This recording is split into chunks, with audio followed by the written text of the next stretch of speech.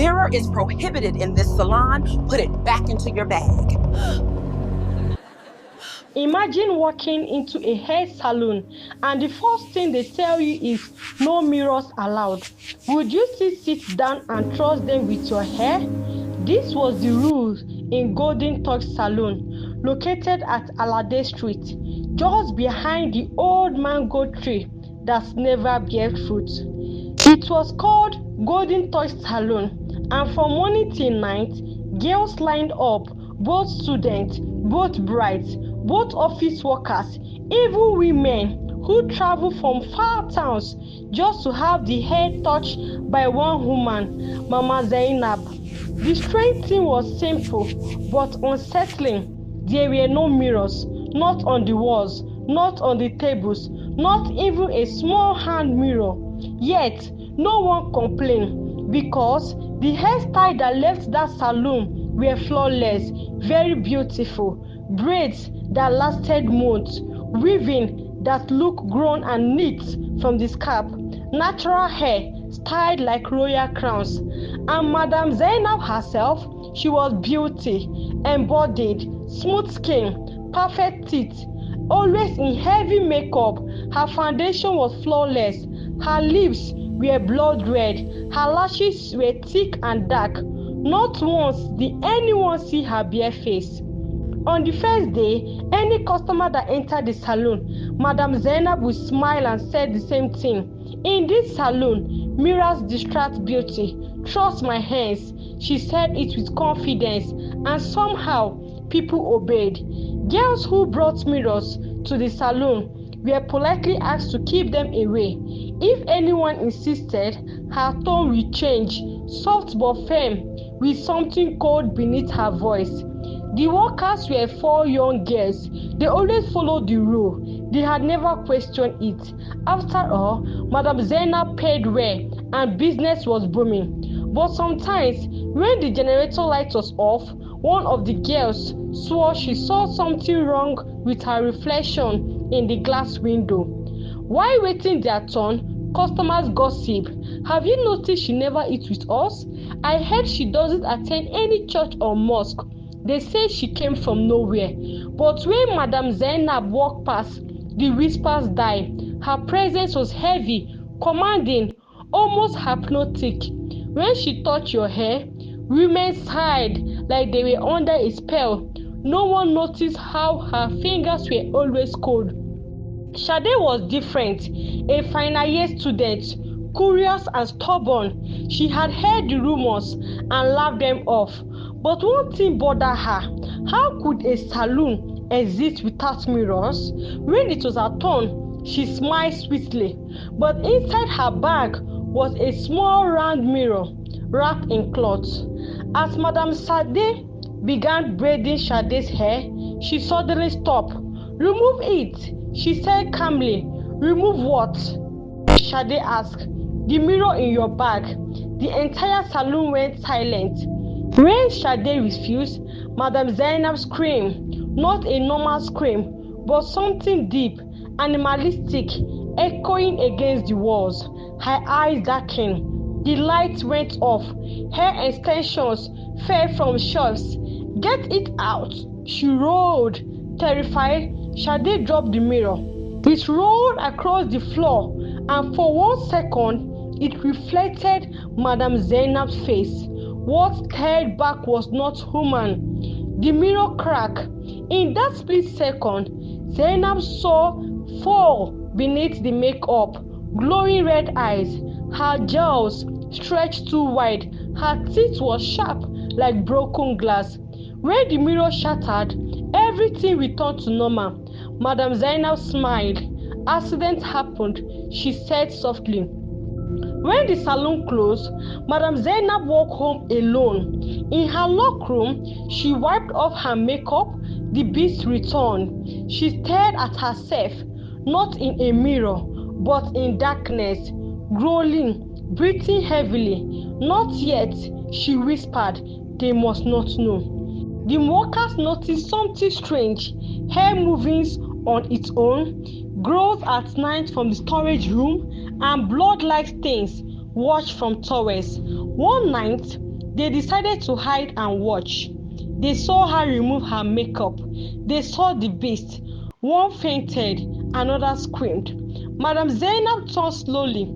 You were not supposed to see this. The girls did not stop running until their lungs burned. Sweat mixed with tears as they burst into the compound of the ballet, that is the community head. They spoke over each other. Their voices were trembling. Beast, monster, no mirror, teeth, fall, they all said. At first, the elders laughed, waving them aside like fighting children. But when one of the girls started vomiting blood from shock, their laughter turned into silence. That same night, the word spread around the community. Men of the community carried torches. Women clutched rosaries, prayer beads, and bottles of anointing oil. A local pastor arrived with a Bible, and afar followed, whispering incantations. Alade Street had never seen such unity, driven by fear. They stormed Golden Touch Saloon just after midnight. The padlock was ice cold, yet it fell easily. Inside the saloon smelled different, like damp earth and iron. Hair bundles were scattered, but some still twitched like living things. A growl echoed from the inner room. The generator suddenly rolled to life on its own. Lights were on. On the wall, claw marks appeared slowly, as if being scratched by invisible hands. Then silence. Madam Zainab was gone. As dawn broke, they discovered what remained. Thousands of strands of hair woven together into strange symbols. Blood-stained combs. A chair cracked in half as though something heavy had sat there. Under the floor mat, they found a broken mirror. Every shade blackened, refusing to reflect light. The elders ordered the saloon sealed, but the street was already cursed. That night, Sade screamed in her sleep. In her dream, she stood before a mirror that showed her wearing Madam Zainab's face. When she touched it, the scale peeled away to reveal fall beneath. She walked with scratches on her arms. From that day on, mirrors began cracking whenever she passed. Despite the seal, people came to hear braiding sounds at night. Cra, cra, cra. Invisible fingers working hair that wasn't there.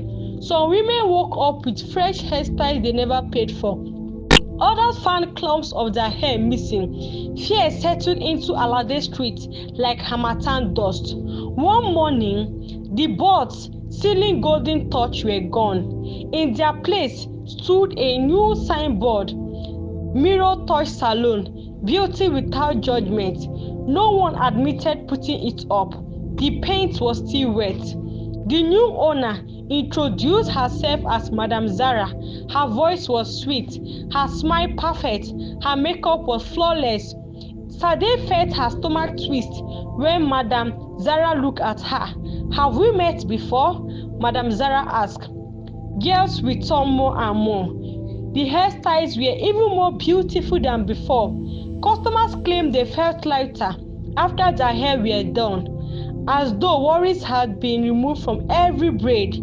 But mirrors were once again forbidden. Anyone who asked too many questions were turned away.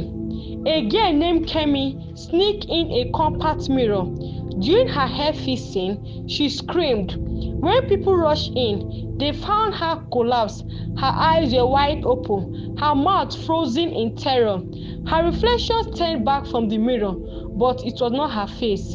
Sade knew running was no longer an option. She visited an old woman known for spiritual knowledge. The woman listened quietly, then nodded. She feeds on admiration and secrecy. The woman said, mirrors expose truth. That is her weakness. Sade left with a sack full of mirrors. Sade walked into the saloon boldly, mirrors clicking in her bag. Madam Zara froze. You again? She seized. The air grew heavy. Customers felt dizzy. Hair on the floor began crawling. Sade smashed the first mirror.